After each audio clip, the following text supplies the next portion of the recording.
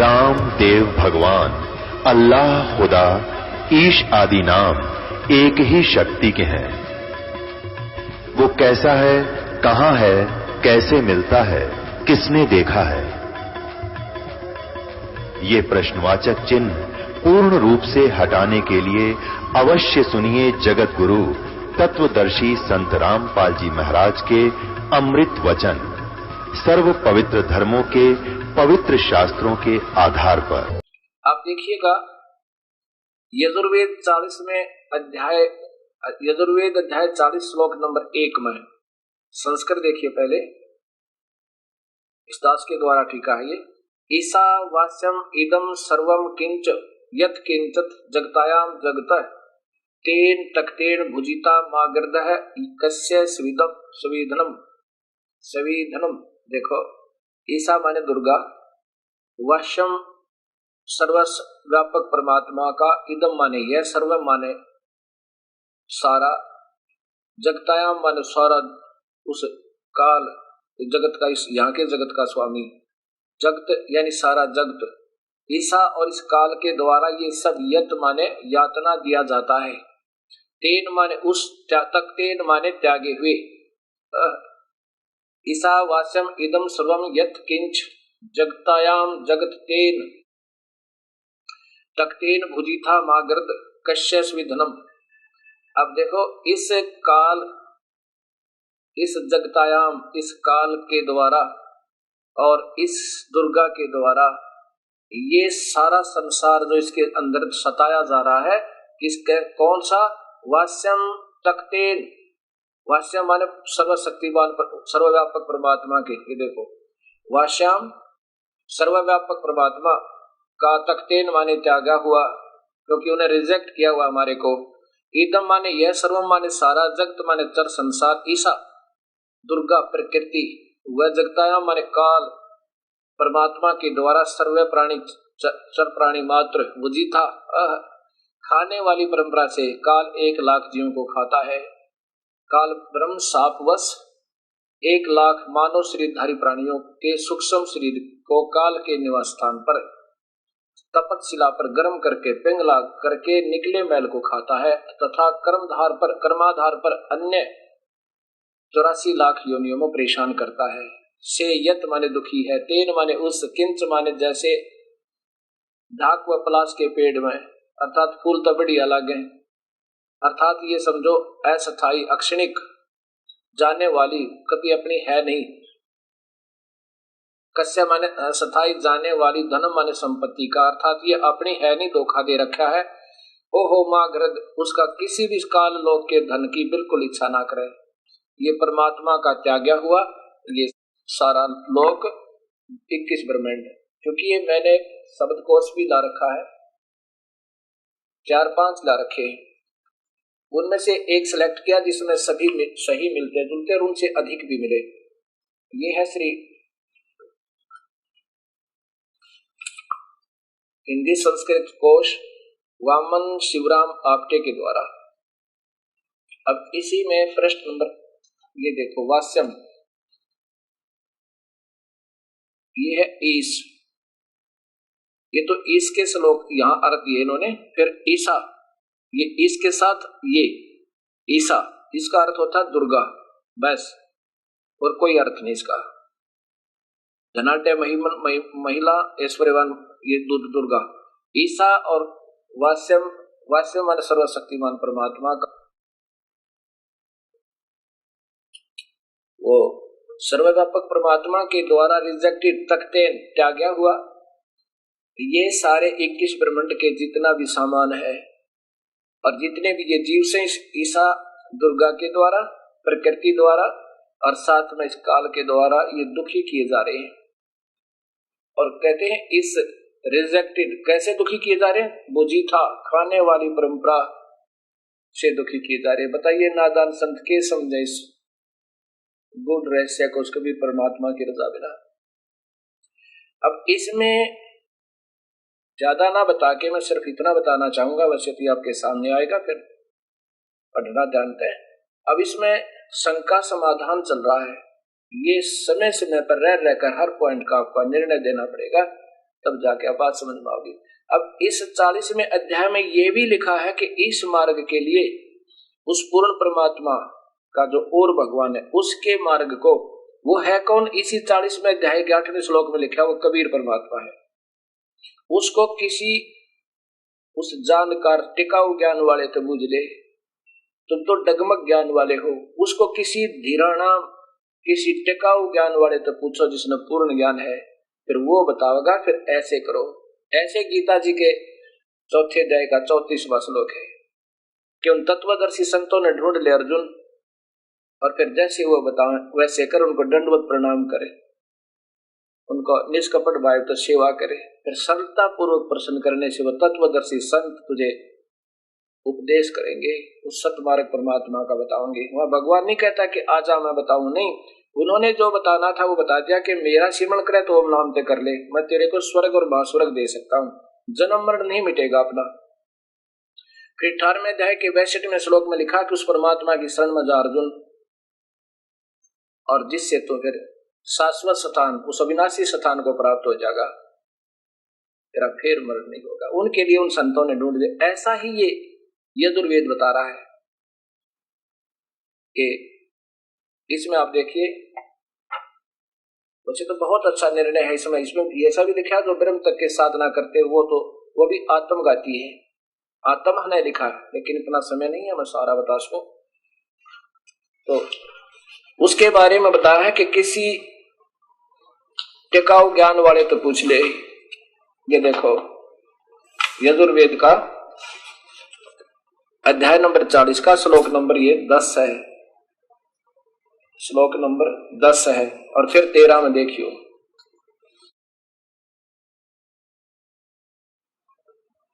अध्याय नंबर 40 श्लोक नंबर 10, अन्यत एवं एव आहु संभावत संभावत अन्यत आहु असंभावत इति इत श्रुत धीराणाम ये न तत्व विचक्षरे। क्या अर्थ बनता है कि परमात्मा के बारे में सामान्यतः निराकार अर्थात कभी न जन्मने वाला कहते हैं, अनित्य दूसरे आकार में अर्थात जन्म लेकर आकार रूप में आने वाला आहु कहते हैं। ये जो धीराणाम इसके बारे में तो टिकाऊ ज्ञान वाले ही बता सकते हैं, उनसे पूछो, उनसे मिलो। ये देखो, अर्थात पूर्ण ज्ञानी सुरसुम अच्छी प्रकार सुनाते हैं, तथा माने उसको, इति माने इस प्रकार, एवं सही तौर पर, न माने वही समरूप अर्थात यथार्थ रूप में, विचक्षरे भिन्न भिन्न रूप से, यानी पूर्ण ज्ञान प्रत्यक्ष ज्ञान कराते हैं, उन ढूंढ ले वह बताएंगे। अब इसी प्रकार 13वें में ये देखो, ये 13वां श्लोक है, यहां देखिएगा, इस 40वें अध्याय का ये 13वां श्लोक है। अन्यत आहु विद्या अन्यत आहु अविद्या इति सुश्रुम, ये 40वें अध्याय का 13वां श्लोक है। धीराणाम ते ये न तत् विचक्षरे, अन्यत मन सामान्यतः, विद्या मन अक्षर ज्ञान को विद्वान व्यक्ति ज्ञान कहते हैं, अन्य दूसरे अविद्या निरक्षर को अज्ञान आहु कहते हैं। इति इस प्रकार ने माने वास्तविकता, ये माने जो धीराणाम पूर्ण परमात्मा के पूर्ण ज्ञान को जानने वाले, टिकाऊ ज्ञान वाले, एवं माने सही प्रूफ, विचक्षरे माने विस्तृत व्याख्या के साथ ज्ञान करते हैं, तथा माने उस तत्व ज्ञान को सुश्रुम अच्छी प्रकार सुन। अब वो क्या बताते हैं, इसी में देखो 8वां श्लोक, कि वो परमात्मा कबीर साहब है जिसकी सबने तलाश है। ये देखो, ये है वो यजुर्वेद अध्याय नंबर 40 श्लोक नंबर 8। ये देखो, इस दास के द्वारा भाषा भाषा आपको मिलेगा, इसमें परिभाषा प्रभु की। ये देखना, स प्रि आगात शुक्रम अकायम अवर्णम असनाविरम शुद्धम अपाप अबिंदम कबीर मनीषी। ये देखो यहां भी लिखा है कबीर मनीषी, वो कबीर परमात्मा है जिनकी विद्वानों को हृदय से चाहने वाले व्यक्तियों की तलाश है, को तलाश है। कबीर मनीषी परिभु, परिभु माने सर्व मनोकामना पूर्ण करने वाला, स्वयंभू स्वयं उत्पन्न होने वाला, वो कभी मां से जन्म नहीं लेता। यथा तथत्य सही अर्थों में, वास्तव में, अर्थान वास्तविकता के साथ, व्यवधाता वास्तव में जो व्यवधाता सबका रचने वाला, शाश्वत अविनाशी, और आभ्यम समाभ्य। अब देखो स माने वह है, प्रियागात माने पूर्ण रूप से अवर्णनीय सर्वशक्तिमान पूर्ण ब्रह्म, शुक्रम माने सत अर्थात शक्तिशाली अधिक स्थायी है, ऐसनाविरम वो तेज पुंज का शरीर बनाकर आता है, ऐसनाविरम नाड़ी आदि के जोड़ से बने, अकायम पांच तत्व के शरीर सहित, अवर्णम चार वर्ण ब्राह्मण अक्षत्रिय वैश्य अक्षत्रिय शूद्र से रहित, भिन्न शुद्धम पवित्र अपाप निष्पाप अविद्धम अछेद कबीर, वह कबीर परमात्मा है। मनीषी जिसकी चाह सर्व प्राणियों को है, क्योंकि वह त्रिभु सर्व मनोकामना पूर्ण करने वाला, व्यवधाता नाना प्रकार के ब्रह्मांडों को रचने वाला, स्वयंभू स्वयं प्रगट होने वाला, यथा तथ्य जैसा कि प्रमाणित है, अर्थान माने वास्तव में, शाश्वत ये है वो वास्तव में शाश्वत अविनाशी, शाश्वत यानी अविनाशी, ईभ्यम पूर्ण शक्ति से समृद्ध, समाभ्यम पूर्ण ब्रह्म के समान कांति युक्त, अर्थात पूर्ण परमात्मा के समान शोभा वाला, यानी वही पूर्ण परमात्मा, ये कबीर परमेश्वर है। ये देखो स्पष्ट है, वो कबीर परमेश्वर है, कबीर मनीषी, ये स्पष्ट लिखा कबीर है, वो कबीर परमात्मा है। ये नहीं देखा इन संतों ने। यजुर्वेद अध्याय नंबर 40 श्लोक नंबर 15, जो पहले आपने उन महापुरुषों का सरलार्थ सुना था, दास का भी सुनो। ये वही है, वायु अनिलम अमृतम अथ इदम भस्मानांतम शरीरम ओम कर्तम कर्तो summer Kalbe summer कर्तम summer. Om Om नाम को, कर्तो माने काम करते करते, समर माने समरण करो, कल्बे विशेष कसक के साथ, समर माने समरण करें, कर्तव्य माने कर्म की वास्तविकता को जानकर की भक्ति के बिना मानव जीवन विफल है, इस प्रकार समर याद करें। इदम इस प्रकार भस्मांतम मृत्यु समय में स्थूल शरीर के नष्ट होने पर, अथ माने इसके बाद, वायुम अनिलम 12 प्राण सहित जीव का, शरीरम माने सूक्ष्म शरीर, अमृतम अमर हो जाता है, अर्थात लिंग शरीर बन जाता है, मुक्ति नहीं होती। शरीरम अनिलम ये वायु से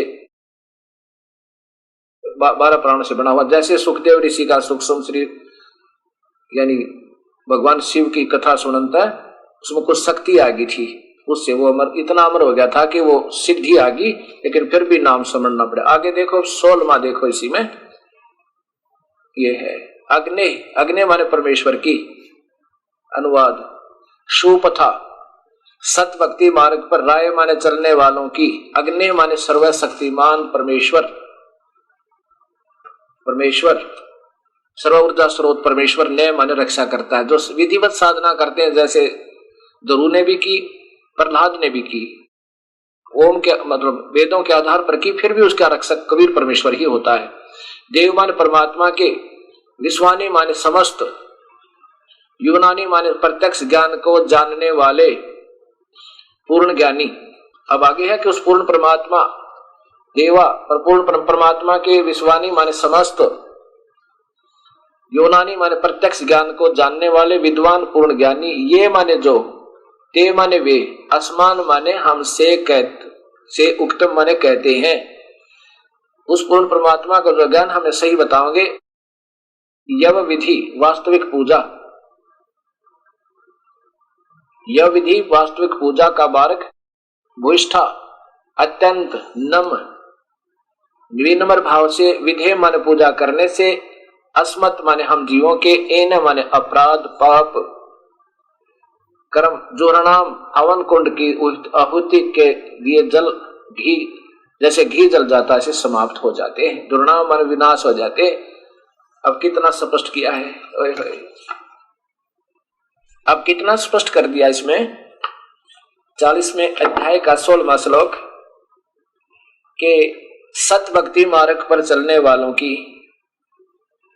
ऊर्जा सर्व ऊर्जा स्रोत परमेश्वर रक्षा करता है।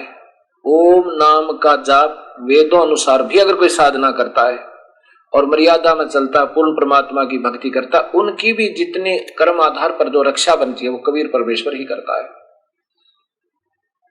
क्योंकि गीता जी के 15वें अध्याय के 16-17 श्लोक में स्पष्ट है कि उत्तम पुरुष है तो अन्य है, वही परमात्मा कहलाता, वास्तव भगवान तो कोई और है, और वही तीनों लोकों में प्रवेश करके सबका धारण पोषण करता है। वही अविनाशी परमात्मा कर्म आधार पर हर जीव को सुख और उसका दुख दिलाता है। लेकिन जो उसकी साधना और पूर्ण ज्ञानी के साथ, पूर्ण ज्ञानी उस तत्व परम तत्व के जानने वाले के से लेकर करता है, उसका तो फिर पाप नष्ट हो जाते हैं। इन ब्रह्मा विष्णु महेश और ब्रह्म परब्रह्म की पूजा से पाप नष्ट नहीं हो सकते, कर्म का भोग मिलता रहता है। और इसमें यही बताया है कि सोपथा सत भक्ति मार्ग पर राय चलने वाले अग्नि माने सर्व ऊर्जा स्रोत परमेश्वर रक्षा करता है। इस पूरे अध्याय को प्रारंभ से पढ़ना शुरू करोगे जब पता चलेगा।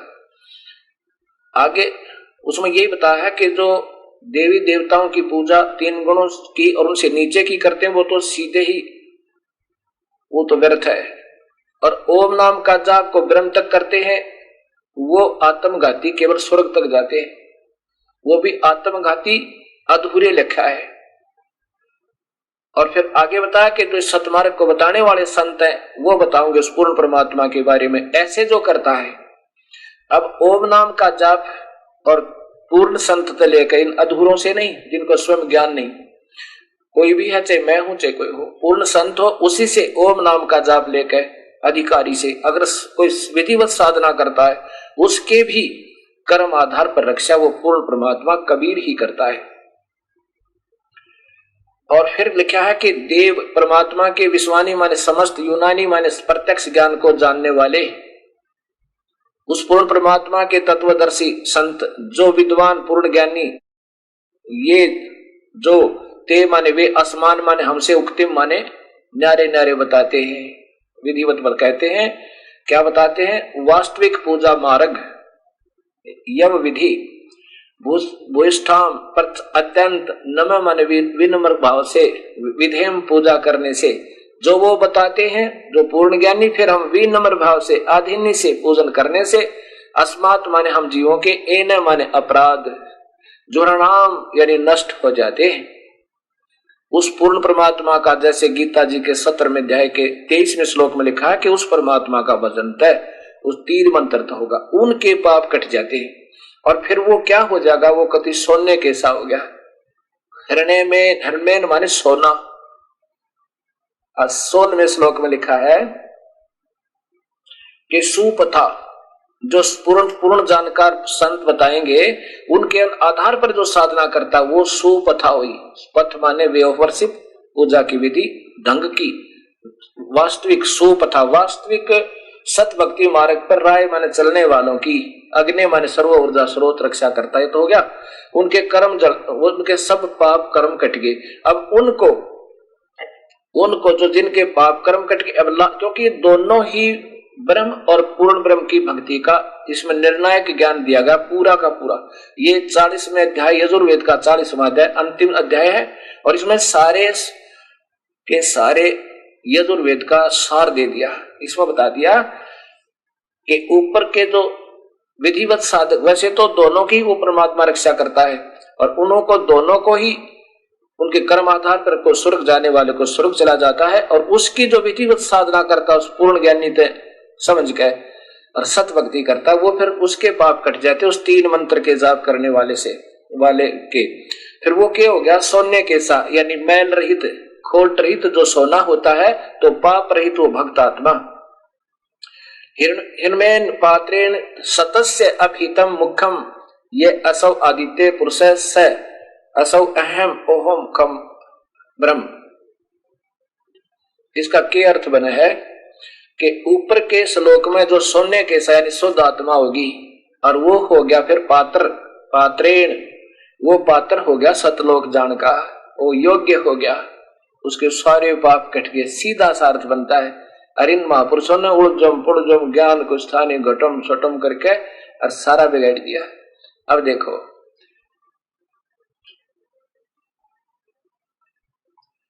हिरमेन जो पापरित हो गया उस हरमेन माने बहुमूल्य अर्थात मैल रहित सोने जैसा, शुद्ध पात्रेण माने भक्त श्रोमणी उस अधिकारी पात्र हंस को, सतस्य माने सतनाम स्मरण करवा के, सतस्य उस सच्चे नाम के, वो 3 नाम से सार नाम बनता है, उस वास्तविक नाम से स्मरण करवा के, ये माने जो आदित्य माने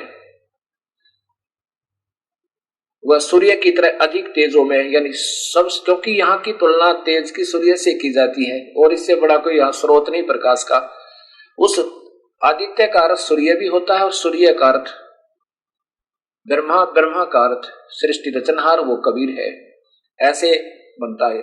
आदित्य सूर्य की तरह तेजों में, कबीर पुरुष माने परमेश्वर है। अपहितम वो छुपे हुए, यानी उस मुख्य माने सतलोक में, ऐसा वो माने निर्गुण सरगुण दोनों ही रूप उसके हैं, वहां पे है, वो तो वहां पर है। उसी पर सह माने उसी प्रकार अहम ब्रह्म, अहम माने मैं, ओम नाम के जाप करने वाला मैं स्वर्ग में, ओम नाम का जो जाप करता है वो स्वर्ग में चला जाता, मैं ब्रह्म, मैं स्वर्ग में रहता हूं और ओम नाम के जाप करने वाला मेरे पास रहता है, इससे आगे नहीं। अब ये स्पष्ट हो गया इस तरह। और इन्होंने क्या लिखा हिरण्यन, ये सीधा सा है कि पहले जो भक्ति ढंग से करते हैं उनके पाप कट जाते हैं, उनके एन है जुराणाम उनके पाप कट गए। सत भक्ति करने वाले की वो मैल रहित सोने जैसा हो गया, शुद्ध सोने जैसा, और उससे उनकी वो उस परमात्मा के पास पहुंच जाते हैं जो गुप्त है, जो दूसरे स्थान पर रहता है। अब फिर देखो ये वेद, एक बार फिर देखो ये वेद, यजुर्वेद महर्षि दान सरस्वती के द्वारा टीका, ये वही 40वां अध्याय और वही अंतिम श्लोक। फिर देखो ये मानते हैं कि भगवान कोई और है और स्वयं सत्यार प्रकाश में कहते हैं भगवान कोई आकार में है नहीं, दूसरा है नहीं। 4400 अध्याय श्लोक नंबर ये 16 था और ये 17वां, इनका 16वां भी पढ़ के देख लो एक बार, लेख कैसे लिखा है। यहां से देखो, हे दिवस रूप अग्नि प्रकाश रूप करुणामय जगदीश्वर, जिसने हम लोग ते आपके लिए भूति पुष्ठा अधिकतर न मुक्तिम सत्कार करते हैं, पूर्व प्रशंसा का विशेषम सेवन करें, उसे विद्वान सबको जानने वाले आप,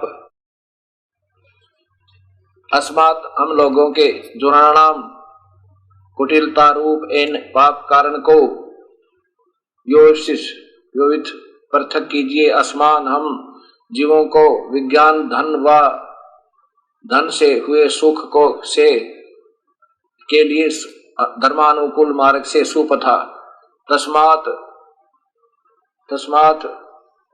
प्रशस्त लोक ज्ञान को युवानी ने प्राप्त कीजिए। अब यहाँ देखो 17वें में फिर के बताइए, सीधा सा था कि उसमें तो पाप कट गए सही भक्ति करने वाले के, और यहाँ पर ये 17वां देखो, ये अंतिम श्लोक है। इसका अर्थ ये बना था, जो सोने के सा हो गया शुद्ध मैल रहित, उसको पूर्ण परमात्मा के लोक में चला जाता है। हिरण्यमय ज्योत स्वरूप पात्रेण रक्षक, पात्रेण का अर्थ होता है अधिकारी हंस, इसने मुझसे पात्रेण रक्षक मुझसे अविनाशी कारण के अपहितम आच्छादित मुखम मुख के तुल्य प्राण सूर्य, यहां देखना है प्रकाशित अंग किया जाता है।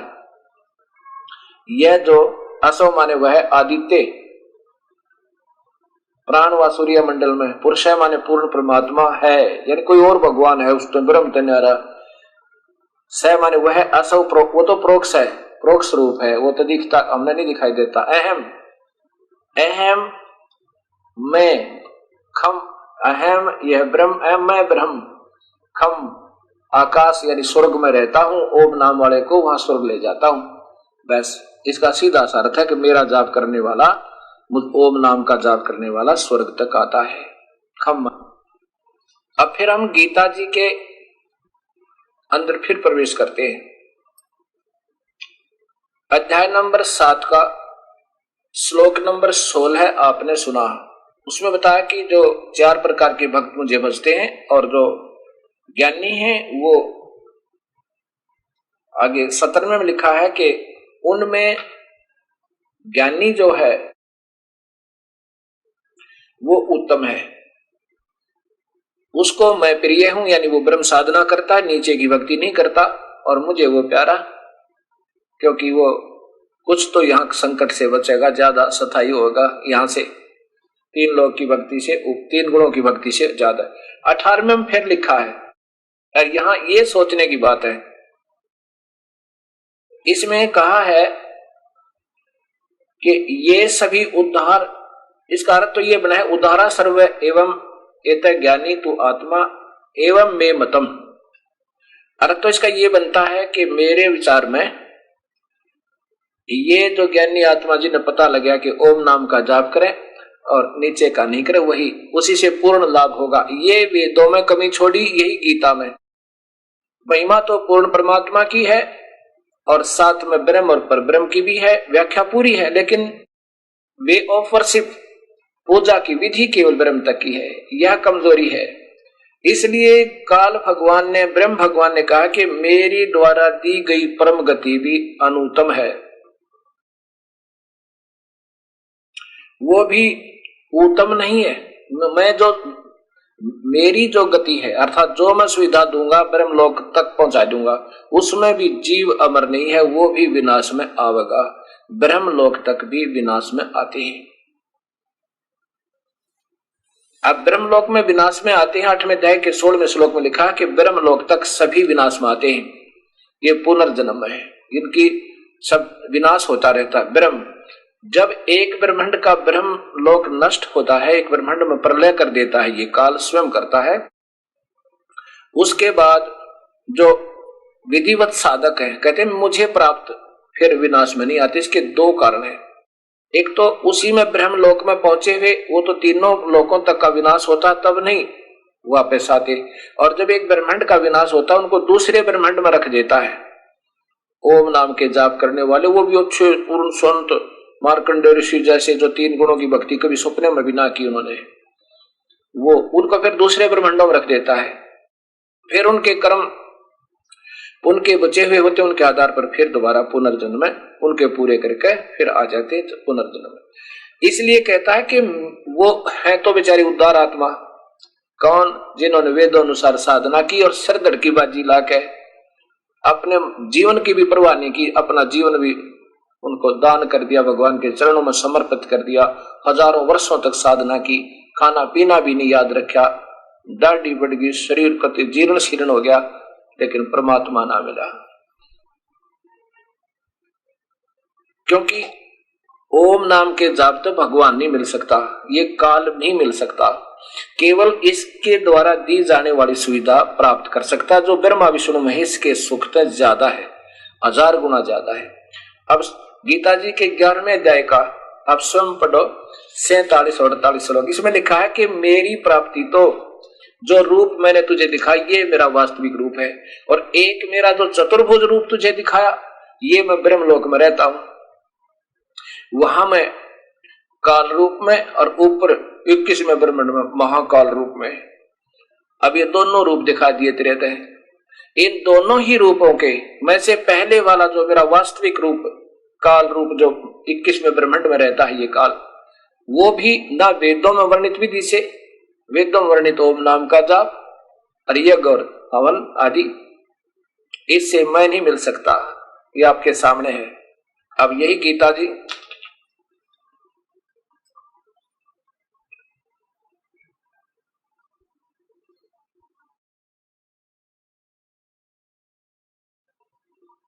अध्याय 11 48वां श्लोक। हे अर्जुन, मनुष्य लोक में इस प्रकार विश्व रूप वाला मैंने वेदों में यज्ञों में के अध्ययन से, न दान से और न क्रियाओं से और न ही उग्र तपों से तेरे अतिरिक्त दूसरे द्वारा देखा जा सकता हूं। मैं किसी के अर्थात श्लोक नंबर 47 में तो कहा है कि अर्जुन, जो तूने मेरा रूप देखा ना, ये तेरे सिवा पहले किसी नहीं देखा, और ये मेरा वास्तविक रूप है। विष्णु पुराण में लिखा है कि विष्णु जी का एक रूप तो पुरुष है, लेकिन परम रूप उसका काल है। वो कौन से विष्णु का? उस महाविष्णु जो ब्रह्मलोक में रहता है। 48वें श्लोक में आपने पढ़ लिया 11 से 11वें अध्याय के, कि ये जो मेरा वास्तविक रूप है, ना वेदों वर्णित विधि से, वेदों में ओम नाम का जाप, यज्ञ हवन आदि से, और ना किसी क्रिया से, मेडिटेशन ध्यान मैं नहीं पा सकता। परमात्मा तो पा ही नहीं सकता, इससे और सुविधाएं हो जाती हैं। और फिर जब अर्जुन ने कहा कि भगवान आप अपना उसी रूप में आ जाओ, चतुर्भुज रूप में, फिर वो काल रूप अपना जो ब्रह्मलोक में ये 3 रूपों में रहता, महाब्रह्मा, महाविष्णु, महाशिव रूप में, उसमें भी बताया कि मैं ये किसी विधि से नहीं पा सकता, ना वेदों वर्णित विधि से, और ना ही किसी यज्ञ से, ना तप से, ना हवन से, ना दान से। अब फिर देखो श्रीमद् भगवत गीता, आचार्य सुधांशु जी महाराज के द्वारा टीका, ये स्वयं टीका करें अपने कलम से गीता जी का, अध्याय नंबर 11 का और श्लोक नंबर 47। ये तो इसमें है कि तेरे सिवा किसी के द्वारा नहीं देखा जा सकता। अब देखो 48 में है,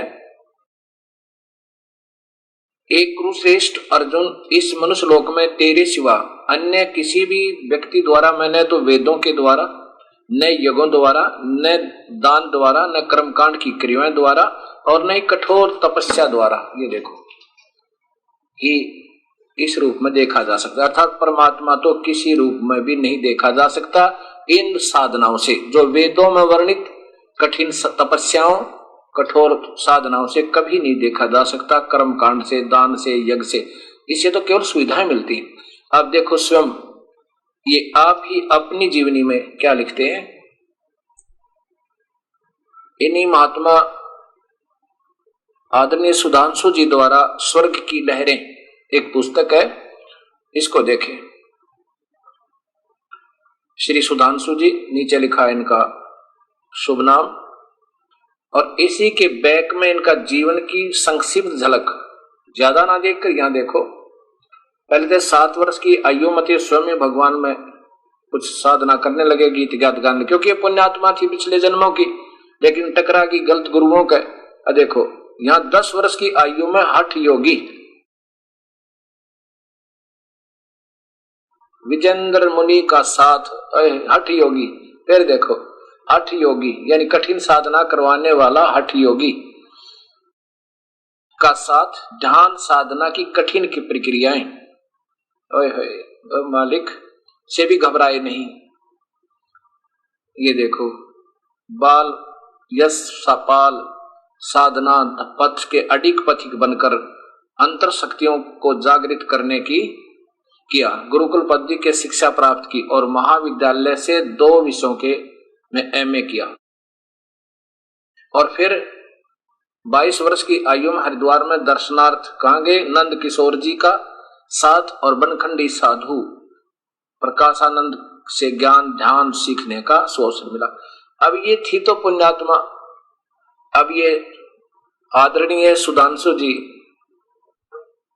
को तड़प थी प्रभु की, ये प्यारी आत्मा थी उस परमेश्वर की, पिछले जन्म जन्म की भक्ति की हुई। अब ये टकरा गई उन हठ योगियों का। अब हर इंसान भ्रम रहा है, भटक रहा है, टो रहा है भगवान को, सत्य कहीं मिल जावे। अब जो उसको जो समय होता है उस तड़प का, उस समय उसको गलत साधक मिल गए तो वो बेचारी क्या करे आत्मा, उसी को सत्य मानकर फिर उस पर आरूढ़ होगी, तन मन धन तो लग गए। अब ये डलेट हो रहे हैं। गीता स्वयं अपने कर कमलों से लिख रहे हैं कि कठिन तपस्याओं से मैं नहीं मिलूं, फिर ये कठिन तप क्यों कर रहे हैं, प्रभु तो मिल ही नहीं सकता। वो कैसे मिलता आगे बताया है कि अनन्य भाव है। अनन्य क्यों करे, किसी देवी देवता की पूजा ना करे, वो भी मेरे चतुर्भुज रूप को केवल दूर से देख सकता है। जैसे ब्रह्मा विष्णु महेश पर कृपा की और तीनों को इस विमान में बैठाया, देवी भागवत महापुराण 3रा स्कंद पढ़ना, और दूर से दर्शन किए महाब्रह्मा महाविष्णु महाशिव रूप में, एक ब्रह्मा और देखा, एक विष्णु और देखा, एक शिव और देखा।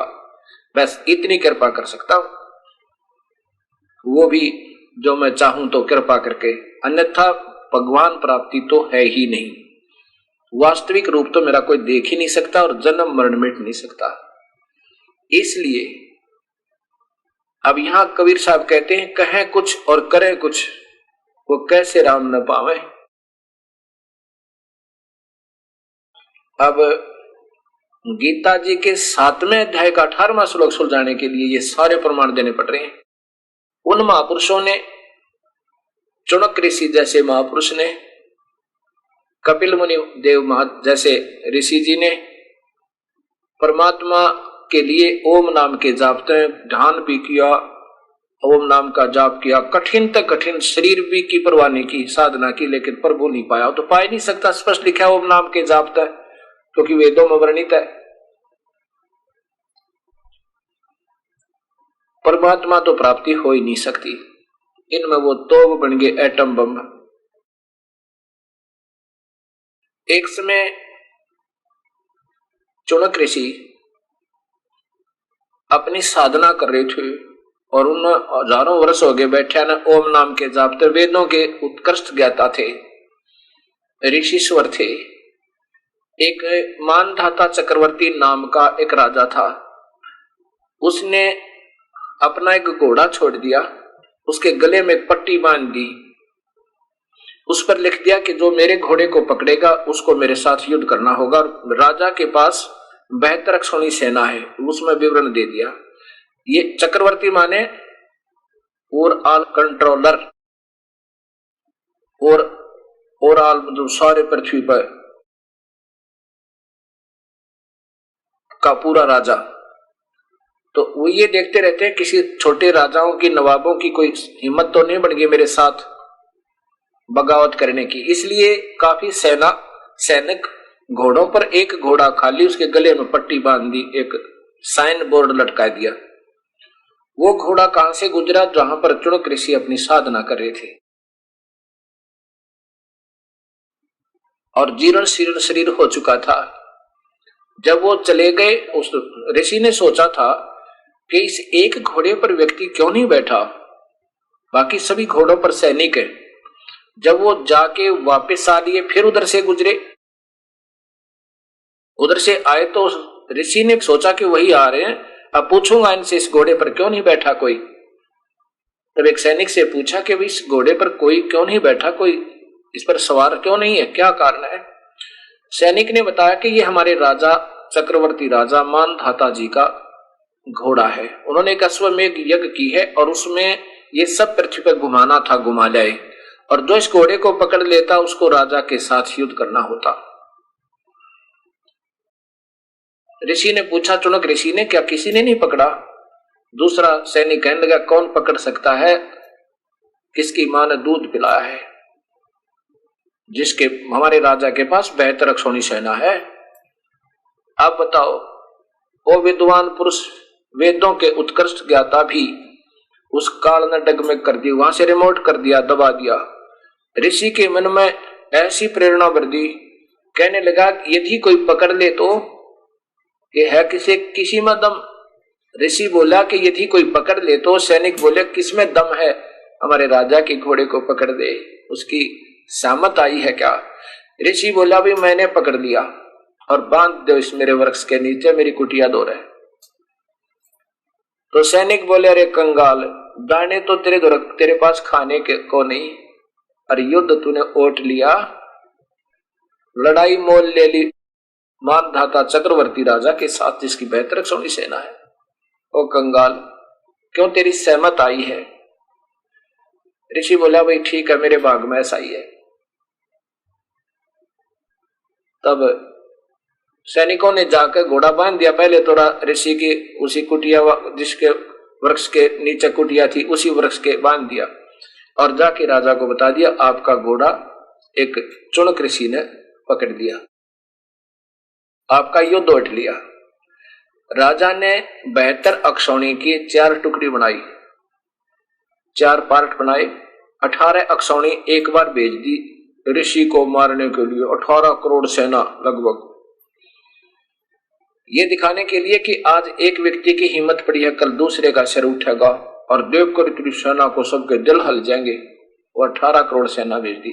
उधर ऋषि ने, वो वेदों के ज्ञाता ने, मर्मज्ञ ज्ञाता ने, वो नाम के जाप करने वाले ने, उस ज्ञानी पुरुष ने जो वेदों के अनुसार साधना की, सही वेदों को ढंग से पढ़कर जितनी उनके समझ में आई,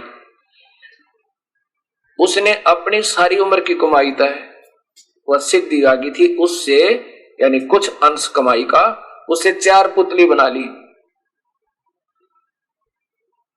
4 परमाणु बम बना दिए, एक छोड़ दिया, 18 अक्षौणी का विनाश कर दिया। अर्थात 4 पुतलियों से और 4 परमाणु बम्बों से 72 अक्षौणी सेना का विनाश कर दिया। अब यहां बताया है, गरीबदास जी कहते हैं 72 अक्षौणी खा गए वो चुनकर शिशुवर एक, दे धारे जोरा फिर ये सभी काल के बेख। ये मालिक 72 अक्षौणी खा गया वो चुनक ऋषि स्वर, यानी ऋषियों में सबसे श्रेष्ठ ऋषि, जिसको ज्ञानी माना जाता था, सबसे उत्तम ज्ञानी वेदों का, और वो 72 अक्षौणी को खा गया। बता, उस ऋषि के क्या सिर में दर्द हुआ था? राजाओं के काम राजा तक सीमित होते हैं, ऋषियों के काम ये पंगे पाण के थोड़े होते हैं, लेकिन वो काल वहां रिमोट लिए बैठा, वो टिकने नहीं देता इन्हें। अब गरीबदास जी कबीर परमात्मा की प्यारी आत्मा जान के सारे काल के जाल को बता रहे हैं कि 72 अक्षौणी खा गया वो चुनक ऋषि सुअर एक, दे धारे जोरा फिर ये सभी काल के बेख। ये मालिक है बंदी छोड़, ये दे धारे यानी शरीर में जिंदा मौत आने, ये ऋषि सिद्धियों से युक्त हो जाते हैं, प्रभु नहीं मिलता। और 72 अक्षौणी का विनाश कर दिया। अब चाहे कोई गोली तो मार दे और चाहे कोई सिद्धि तो मार दे, हत्या तो होगी। अब जितने उसने पुण्य किए थे, ओम नाम के जाप तो हजारों वर्ष साधना की, उसके आधार पर स्वर्ग भी मिलेगा, महास्वर्ग मिलेगा। और फिर ये पाप कर्म न्यारे लिख दिए 72 करोड़ के जीवन शाखा, ये फिर नरक में जाएगा, कभी कुत्ता बनेगा, कीड़े पड़ेंगे इसका जीव। इसलिए ये ब्रह्म साधना भी उत्तम नहीं, जिसमें जन्म मरण नहीं मिटता और 84 लाख छूटे को ना कर्म दंड कटे नहीं। इसलिए गीता जी के अभी 7वें अध्याय का 18वां श्लोक आप समझ सकते हो, नहीं तो ऐसे ही उलझा रहता ये ज्ञान। एक श्लोक को ढंग से सुलझाने के लिए इतना विवरण दिया जाएगा। अब फिर देखिए वही पवित्र गीता जी श्लोक नंबर, अध्याय नंबर 7 का श्लोक नंबर 18। ये देखिए श्लोक नंबर 18, उदार सर्व एवं एते ज्ञानी तू आत्मा एवं मे मतम। इसका अर्थ सीधा बना है कि वो ज्ञानी आत्मा जिन्हें वेदों अनुसार ज्ञान हो गया कि एक परमात्मा की भक्ति करें, वो है तो बेचारी उद्धार, यानी सिर भी देना टाला नहीं। उद्धार माने समर्पण करने वाली, कति श्रेष्ठ बहुत अच्छी आत्मा है। लेकिन ये मेरा विचार है। फिर आगे क्या लिखा है कि आस्तिता से ही वो बेचारी युक्त आत्मा एक प्रभु को पूर्ण मान के, मुझे ही पूर्ण मान के, माम माने मेरे ही, अनुत्तम माने मेरे पर आश्रित होकर, मेरे अनुत्तम गतिम, मेरी घटिया उपलब्धि में ही सीमित रहे। ये ब्रह्म की उपलब्धि है जो चुनक ऋषि ने पाई वेदों अनुसार। इसलिए इसका अनुत्तम शब्द लिखा, अनुत्तमाम। ये देखो, मामम एवं अनुत्तमाम गतिम। अभी सुधांशु जी की आपको और दिखाऊंगा, उन्होंने और चतुराई की है। इन्होंने अनुत्तम का अर्थ सर्वश्रेष्ठ लिखा। देखो कैसे सरल किया है। ये सभी उदार हैं परंतु ज्ञानी मेरा स्वरूप है ही है, मेरा मत है, क्योंकि वह मदद मन बुद्धि वाला ज्ञानी भक्त अति उत्तम। अब देखो अनुत्तम का अर्थ अति उत्तम कर दिया। अनुत्तम अति उत्तम अर्थ से युग घटिया था, घटिया ऐसे लिखना था।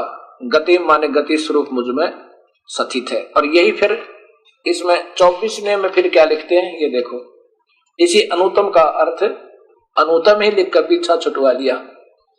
24वें श्लोक में अनुतमम का अनुतम ही लिख दिया। इन्होंने जितना आगे ये सोचे भी कहां तक अनर्थ करें, समझदार निकले। अब देखो, अब आपको सुधांशु जी की दिखाता हूं गीता। अब देखिएगा,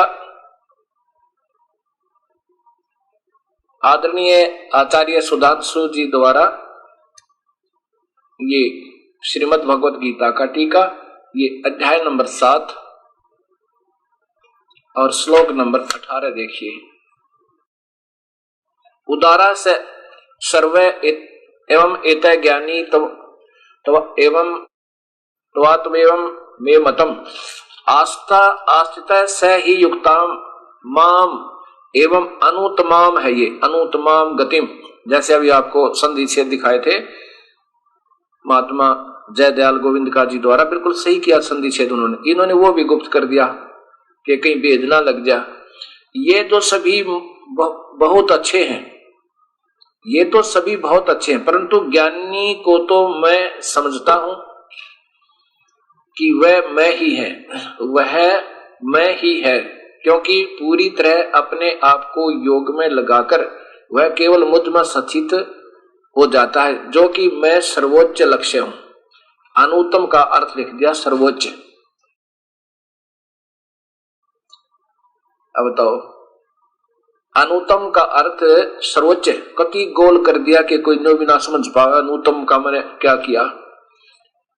अब फिर अब देखो 24 में 23 और ये 24, ये देखो इसमें फिर लिख दिया कि जो बुद्धिमान लोग हैं, जो मेरे अपरिवर्तनशील और सर्वोच्च उच्चतर, इस अतो अनुत्तम का यहां पर फिर सर्वोच्च उच्चतर भाव, ये अनुत्तम भाव होना चाहिए था।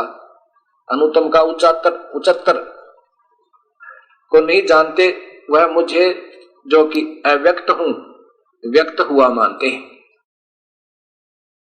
देखो, अव्यक्त हूं कि मैं निराकार हूं, मुझे कृष्ण मान रहे हैं व्यक्त रूप में, क्योंकि कृष्ण तो सामने था, वो कह नहीं सकते कृष्ण जी कि मैं निराकार हूं। अब ये 7 में के 24 में कितनी समझदारी की है इन्होंने, अनुत्तम का अर्थ उच्चतर कर दिया। ये उत्तम का अर्थ होता है उच्चतर, डिक्शनरी खोल के देखना आप। उत्तम का अर्थ है उच्चतर, उत्तम श्रेष्ठ, और उसमें से यू छांट लिया कि कोई देखे ना सके, गोल मोल कर दिया।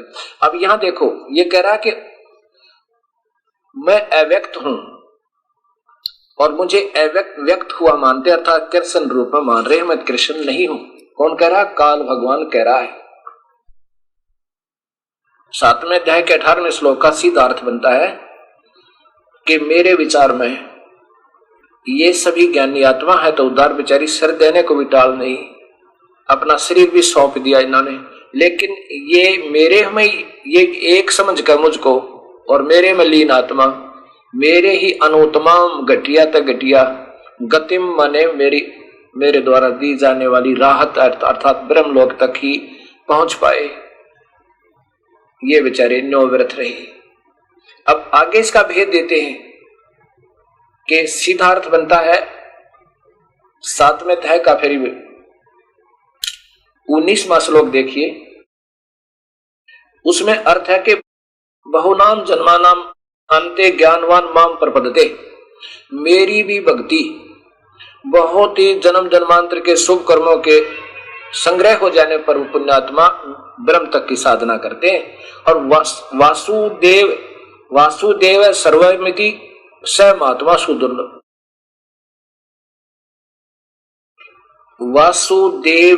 वासुदेव का अर्थ हो सर्वव्यापक परमात्मा। अब देखो, ब्रह्मा विष्णु महेश को श्री कृष्ण जी को वासुदेव कहते हैं। वासुदेव तो इनके पूज्य पिताजी का नाम था, और वेदों में वासुदेव कबीर परमात्मा को कहा है, सर्वव्यापक। अब ब्रह्मा विष्णु महेश 3 गुण है, रजगुण ब्रह्मा, सतगुण विष्णु, तमगुण शिव जी। और ये केवल एक ब्रह्मांड में विभागीय प्रभु हैं, अपने विभाग में ही व्यापक हैं। जैसे प्रांत का, एक स्टेट का कोई मंत्री होता वो अपने विभाग में व्यापक है, उसको अपने विभाग में सर्वव्यापक कह सकते हैं, लेकिन वो सर्वव्यापक नहीं है। मुख्यमंत्री, उसके बाद मुख्यमंत्री भी अपने राज्य में व्यापक है पर सर्वव्यापक नहीं है। प्रधानमंत्री समझो फिर अपने पूरे राज्य में व्यापक है। और वैसे हम कहें कि पूरी पृथ्वी का राजा कोई हो तो वास्तव में व्यापक वो है सब में।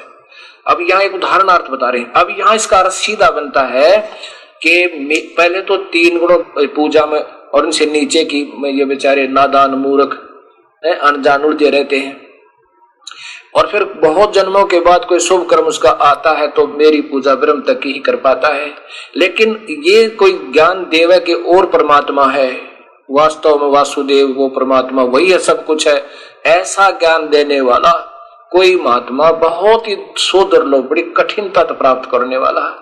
गरीबदास जी कहते हैं, कबीर साहब के प्यारे बच्चे क्या कहते हैं कि उस सच्चे मार्ग को बताने वाला एक पंजाब से झुमकरा, राम राय नाम का एक झुमकरा कहा करते, उसका सरने वैसे उर्फ जैसे राम राय उर्फ झुमकरा। कबीर साहब की प्यारी आत्मा गरीबदास के पास जी के पास आए थे, और जब उन्होंने यह सत्य ज्ञान सुना, जब कहा था उस सरदार जी ने, दाता ये आज तक किसी ने क्यों नहीं बताया हमारे थे, मैं तो सब जगह भ्रम भटक लिया। तब कहा था, करोड़ों में कोई है नहीं रे झुमकरा, अरबों में कोई गर्क सुनो रे झुमकरा। करोड़ों में तो कोई नहीं पाया तूने, करोड़ संतों में जीवों में नहीं, करोड़ संतों में तो कोई पावे कोई ना इस सतमार्ग का बताने वाला, अरबों में कोई गर्क सुनो रे झुमकरा। और फिर कहते हैं वो क्यों नहीं बताते जिनको ज्ञान तो है नहीं, और वेदों तक का भी सही ज्ञान नहीं बता रहे आपको, वो भी ब्रह्मा विष्णु महेश तक उड़ जा रहे, उनके लिए क्या कहा इस गरीबदास जी ने, तत्व भेद कोई ना कहे रे झुमकरा, ये पैसे ऊपर नाच सुनो रे झुमकरा। ये तो पैसे पर नाच है, इनको तत्व भेद स्वयं ही नहीं ज्ञान, ये कह नहीं सकते। शुरू करते हैं ब्रह्म से ला छोड़ शिव जी पे, उस 3 लोक के भगवान पे, इसको अजर अमर बतावे। और हमारे शास्त्र बता रहे हैं, देवी भागवत महापुराण ये स्वयं स्वीकार करते हैं, हम तो जन्म और मरण के अंदर है, अमर नहीं है। बताओ, या कहते हैं तत्व भेद कोई ना कहे रे झुमकरा, ये पैसे ऊपर नाच सुनो रे झुमकरा। करोड़ों में कोई है नहीं रे झुमकरा, अरबों में कोई गर्क सुनो रे झुमकरा। ऐसा ही गीता बता रही है, कितना अनमोल शास्त्र।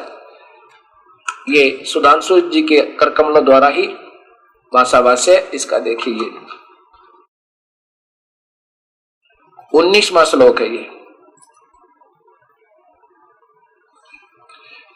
ये देखना अपने, ये तो अनजान है, इनको स्वयं नहीं मालूम के लिखना क्या नहीं। बहुनाम जन्मानाम अंते ज्ञानवान माम प्रपद्यते, ये ज्ञानी आत्मा बहुत जन्मों के पास को ऐसा ज्ञानवान होता है जो ये समझ ले कि ब्रह्मा विष्णु में इसकी पूजा नहीं करनी, ऊपर ब्रह्म तो शुरू करनी।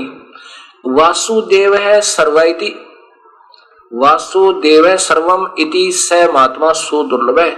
जो ये जानता है, ये बता सकता है कि वासुदेव सर्व परमात्मा, सर्वव्यापक परमात्मा ही सब कुछ है, सर्वम है, यह जो बताने वाला स महात्मा सुदुर्लभ है।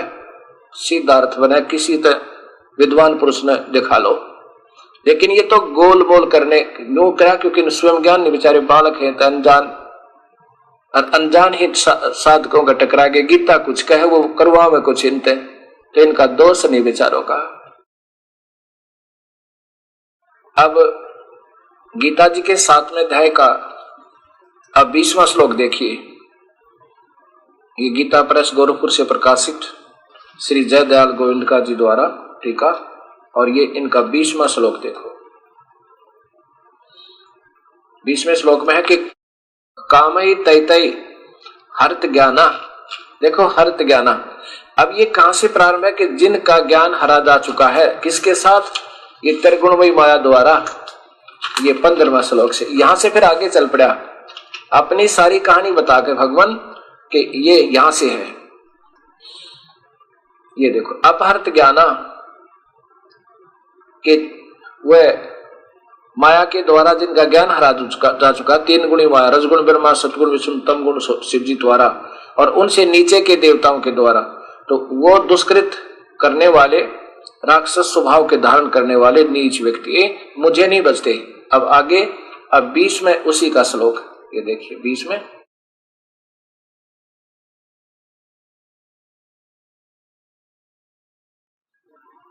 कामई। अब वहां आगे फिर वहीं से शुरू हो गया। अपनी तो बता दी उन्होंने, मेरी पूजा भी घनी अच्छी नहीं है, लेकिन उन अन्य देवता को पूजने वाले तो जमाए निर्भाग, उनका तो कितने ठिकाना को जा। ये स्पष्ट लिखा है अन्य देवता, ये इसका बिल्कुल साफ साफ लिखा है इन्होंने, कामय तैतय अर्थ ज्ञान। अब अन्य देवताओं की पूजा करने वालों के उन्हीं के द्वारा मिलने वाले लाभ, अन्य देवता ब्रह्म से नीचे सब अन्य देवता माने हैं इसमें, वो ब्रह्म है, ब्रह्मा विष्णु महेश तीनों गुण और उससे नीचे के, उनके द्वारा जिनका ज्ञान हरा जा चुका है वो अन्य देवता, उस उनके द्वारा स्वभाव से सथित नियत किए हुए उनको वो लाभ प्राप्त कर, जैसे उन भोगों की कामना करने वाले जिनका ज्ञान हरा जा चुका हर्त ज्ञाना, अपने स्वभाव से ही वो बुद्धिहीन उन देवी देवता और ब्रह्मा विष्णु महेश तक अन्य देवता की पूजते हैं। अब देखो, अब चतुर्था देखो सुधांशु जी की, इन्होंने अन्य देवता को छुपा दिया। ये देखिएगा आचार्य सुधांशु जी द्वारा टीका,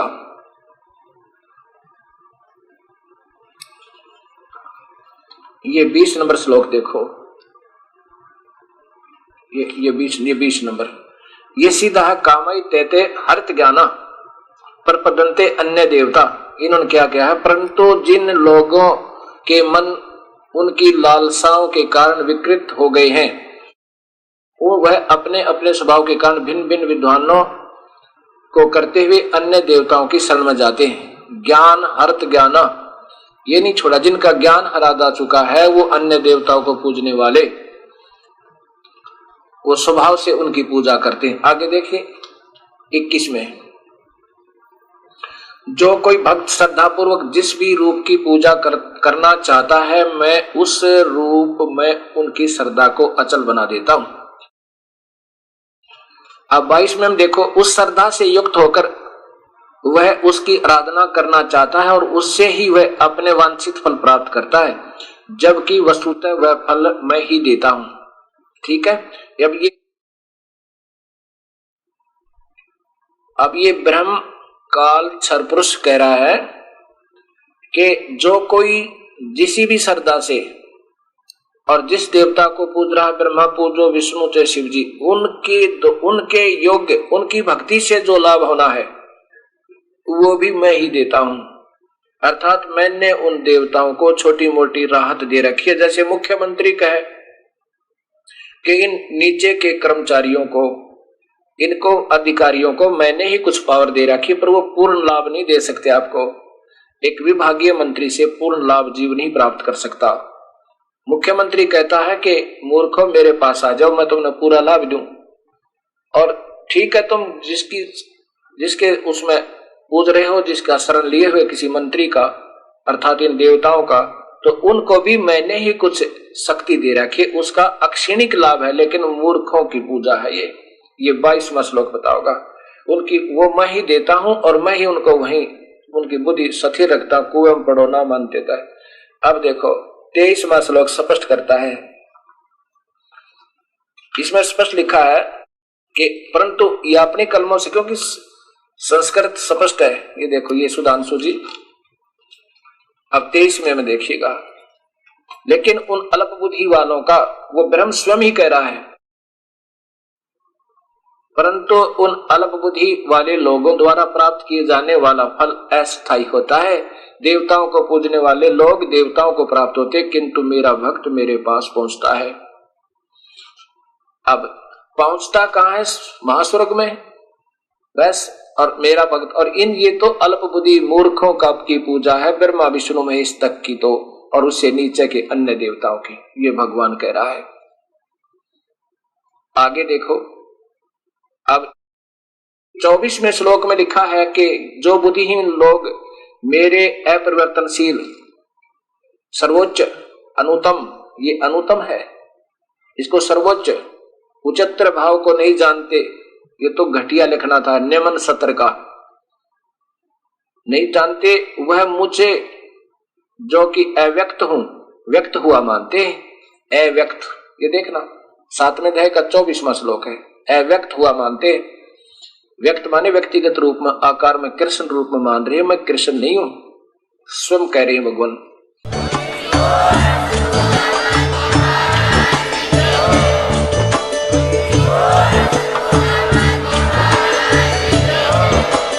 आप सुन रहे थे जगत गुरु तत्वदर्शी संत रामपाल जी महाराज जी के मंगल प्रवचन। अधिक जानकारी के लिए विजिट कीजिए हमारी वेबसाइट www.jagatgururampalji.org। संत रामपाल जी महाराज जी के शुभ आशीर्वाद से पूरे विश्व भर में 500 से भी ज्यादा नाम दीक्षा केंद्र हैं, जिन पर संत रामपाल जी महाराज जी द्वारा ऑनलाइन निशुल्क नाम दीक्षा दी जा रही है। अपने नजदीकी नाम दीक्षा केंद्र का पता करने के लिए संपर्क करें 8222880541।